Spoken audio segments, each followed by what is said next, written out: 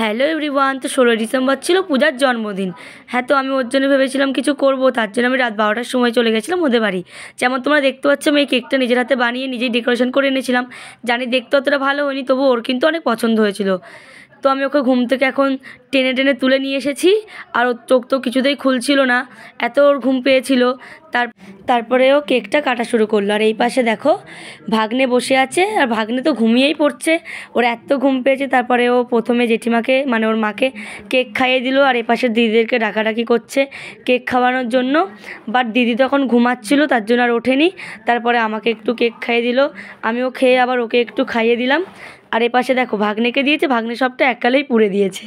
তারপর আমি বললাম একটু ঠাম্মাকে দিয়ে আসতে, তার জন্য ঠাম্মাকে আবার কেক দিতে যাচ্ছিলো।